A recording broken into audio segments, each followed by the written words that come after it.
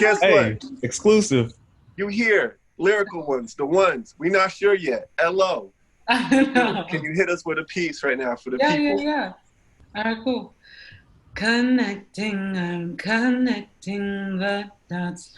Connecting, I'm connecting waking myself up. I'm waking up myself, rising out of the dust. Like weed out of plains and grains out of pastures, I've learned to know is what I can teach, is only what I can master. And have I found what puts my soul to sleep? Have I found rest in what makes my heart beat in a head full of dreams? Not distinguishing between what's seen and unseen, who's telling what's told, and who made my sheets, who folded my towels, ironed my linen, giving me purpose to keep living, who washed it all clean and discovered the destiny in this bed full of dreams. Well, every encounter is a reflection of you. And if only each knew. Like how many times have I passed by the same street sign, the man holding up the peace sign? I know the peace sign. How would he treat me if the roles were reversed out and inside? Looking at my reflection in the mirror of George Floyd's eyes. It was me. Connecting, I'm connecting the dots. Connecting, I'm connecting my thoughts. Connecting, I'm connecting my thoughts.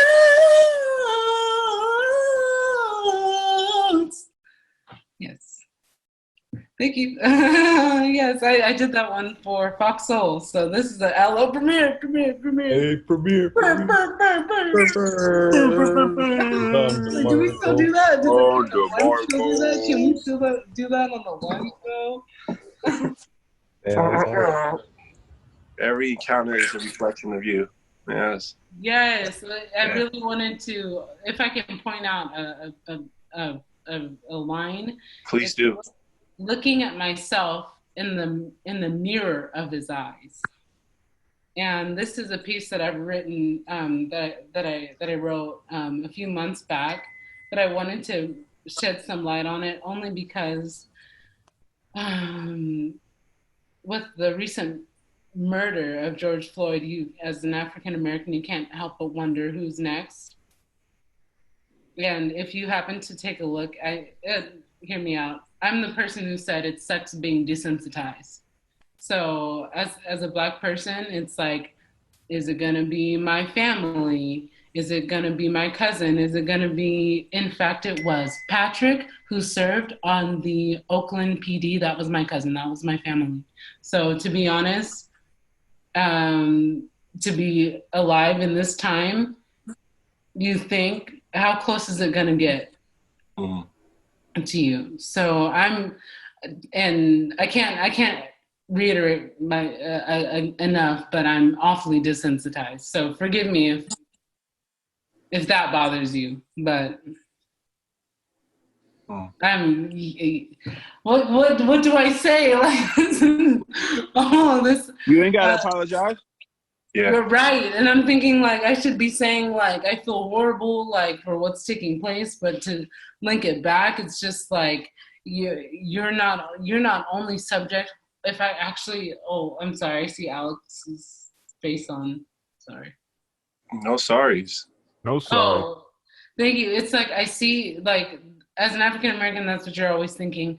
But also to bring it back to the piece, it's like if you were to flip the perspective of from like the cop, like what kind of fear does he have for his life? You can also flip it on its head to say like, if between from the cop's perspective to your perspective, like, do I look at anybody with hateful racist eyes? So there were some different dichotomies that I wanted to build in that one line. Okay, great. Thank you. No, that's heavy. That's real heavy because I mean, you just talking about flipping the perspective, and then right, like the concept of perception being reality. Like I've had arguments, discussions, I've had debates with people this past week who I don't know, all through social media. And it was for the sole purpose of, you know, like, for me, what's important, I've protested, I've been in movements ever since in middle school. Like, I was in the community trying to provoke change, right? And so for me now, I'm at the point where I'm like, I'm trying to study and understand how do these systems work and what is my place within these systems to provoke and push change in this way. And the way that I started off was I wanted to make demands, right? My demands were all over the place. I was making demands about, you know, I've always felt this way, you know, like, you know, Figo came through to one of the events I had back in like 2015 where, you know, I was working at a community organization. I invited a police officer who I knew, and I wanted people to voice their feelings because he understood this was necessary for people to be able to direct it to somebody, and he was willing to take it. Now, what they didn't know about this officer, who's a black man from the Bay Area, he takes kids out of the Bayview to West Africa every year. He finds a way to raise money and get a group of kids who come from Bayview, who are black, African American, and expose them to their culture and to their heritage, which I always felt was necessary and important because of the simple fact our language was stripped of us, our beliefs were stripped of us, and any sense of nationality was stripped from us. And here he is trying to make that connection. But what ends up happening is these community or my fellow peers within the community were like just pointing the finger and going straight blame. And I was like, you gotta get it out. You gotta get it out. But at what point do we then say, from your perspective as a police officer, what isn't happening for you? Right? And it's like that perception of fear that you said. In their eyes, I could be the demon that has manifested in front of them, and whatever years and systems that have been created have now manifested me as this demonic entity in front of them, as unfair and as complicated, as messed up as it is. And I always think about, like, yo, I'm a human. Like you were saying, I should feel some type of way. I'm like, we should be equal. I'm like, we shouldn't have to apologize. We shouldn't, like, we are desensitized. You're right. It's an overexposure, and you see it so much that it's just like, you're right. Like, when is it going to come to me? When is it going to get me? When is the boogeyman going to finally creep up and take out one of my family members? And to hear you say that, it's like, it's super relevant because, I mean, I learned just this week how to take autoplay off my Twitter so videos won't just start randomly playing. You know what I'm saying? Because I realized how aggravating, how upsetting, and then desensitized I get all in one fell second. Like, as soon as something starts playing, it's like, oh, here we go again. Who's it going to be? So I feel you. I think that is a valid concern for, I think, on a global scale, just desensitivity as a whole.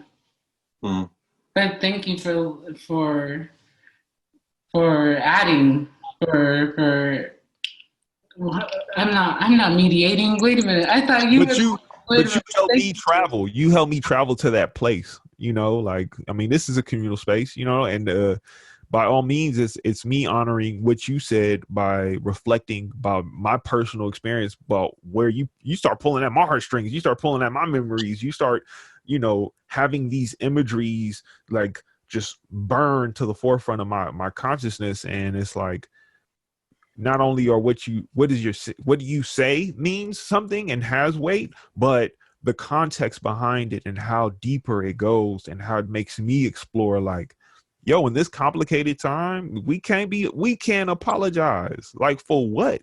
We can't apologize for nothing.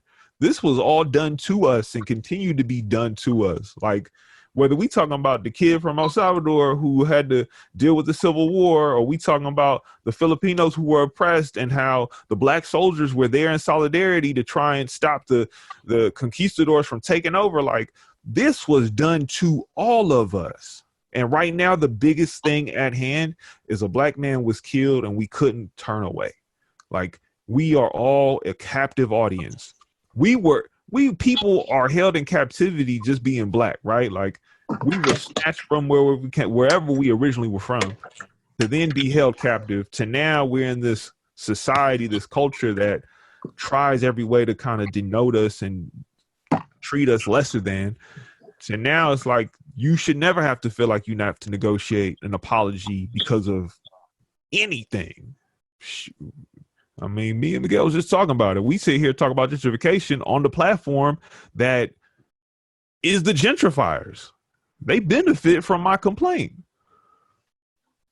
What can I do? I'm trying to figure it out too.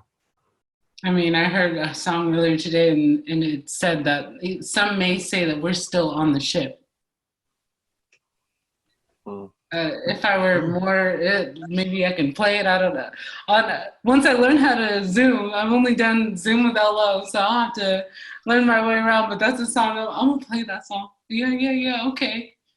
I mean, trust me, I got song after song too saying the same thing. You know, I'm trying to hop off the ship so I could walk on water. Like, you know, I'm talking about my sons and my daughters who ain't born yet.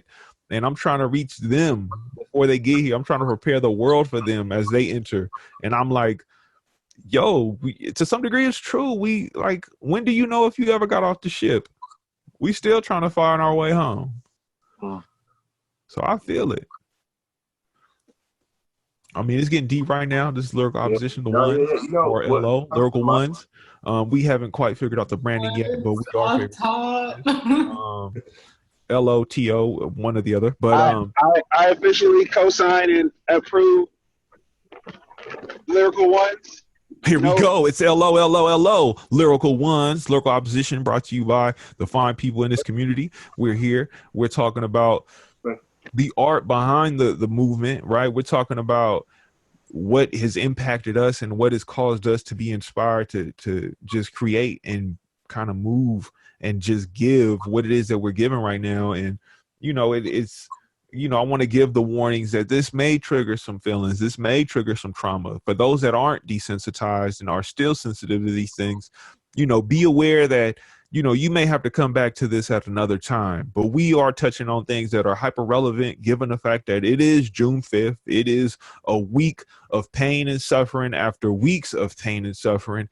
And we may not have answers. We may have ideas, but more than anything, we still have feelings and emotions, and we are doing our best in a healthy and as responsible as we can be, a sustainable way to push through these emotions and, express ourselves. And hopefully something in this you find is, you know, productive for you. Hopefully something in this is healing for you. Hopefully our validation of all feelings and all fears and all pain and all ideas will uplift someone somewhere. That is the only hope we have right now. So welcome to Lyrical Ones. Lyrical Ones. I mean, Miguel, how'd you feel about the event? What was your takeaway, your experience in the event?